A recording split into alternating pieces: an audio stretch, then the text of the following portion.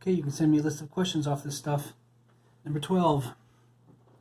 We need the pH and the pOH, which means we're going to need a molarity of one of them. What do we have? Strong acid, all the H's are going to come off. If I can find the moles of this, I also have the moles of H plus that came off because one of these will give me one of those. One of these will give me one of those. So I'll find the moles of each. H plus doesn't cancel H plus, it only adds up, so I add them up. The moles add to this. What I need is molarity. Molarity is moles per liter. There's the molarity. A negative log of the molarity of H plus is pH. 13, calculate the pH. So I need molarity of H plus or OH minus. What do I have? I have a molarity of a strong acid and a strong base. In this case, I'm going to take the molarity times liters. The liters in the bottom of this are going to cancel out and it's going to give me moles. The liters times the liters in the bottom of this are going to cancel out and it's going to give me moles. One of these is greater than the other, and negative 4 exponent is greater than negative 5. So it's this minus that one gives me this leftover moles of the one that was greater, the one that was in greater mole amount. Molarity is moles per liters. Don't forget to add up the milliliters. The new total liters gives me a molarity of OH minus, which gives me a pH, or negative log of this gives me a pOH, and 14 minus this is that. What would be the new temperature? Okay, so now we're into a different realm here.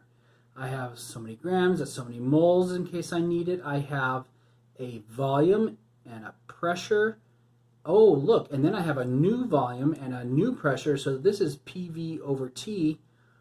Notice this side, you can think about that. Or I realized that what you can do is a different way. I think we solved it as PV over T sort of twice when I taught it. Well, maybe that was 2 years ago. Well, anyway, you can do this too, because look what we have. We have an N, a moles amount if I just convert this, don't I? And then I have the new temperature is my variable, and I have a new pressure and a new volume, so I can just take the moles and take the final volume, final pressure, the moles are the same, and R, and I can figure out T. The constants for R are in the front of the packet on the real test, but it does help to remember some of them. Pay attention to the units because there are a number of different R's. Even there are some R values that we have not discussed in contexts that we haven't discussed yet. So you really have to pay attention to the rules. Some of them have joules in them.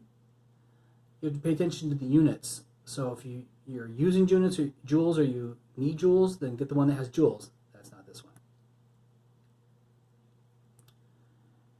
A sample of neon exerts a pressure and it has a temperature at what pressure? So that would be a new pressure.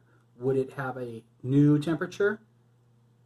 So that's PV over T, except that V is not mentioned. So I guess we can just skip it, because if it's not mentioned, it must not change. So I've skipped V. P over T equals P over T. Don't forget to use Kelvin. You will get the wrong answer if you use Celsius. It cannot be fixed by doing it at the last minute, because the proportion will be wrong. Because 10 Celsius looks like it's double 5 Celsius, whereas if you converted it to Kelvin, it would not look like double. Look like this. This looks like almost double, doesn't it? But in fact, it's nowhere near. You cannot fix it at the last minute. You must fix it into Kelvin first. What are we looking for? What is the temperature of the gas? Well, what have I got? I've got grams of a chemical. That could be moles if I need it. What have I got? A pressure and a volume, and I'm asking for a temperature, and this could be moles. I have P, V, this can be N, and I'm going to solve for T. P, V, this converted to moles becomes N. I know R, and I can solve for T.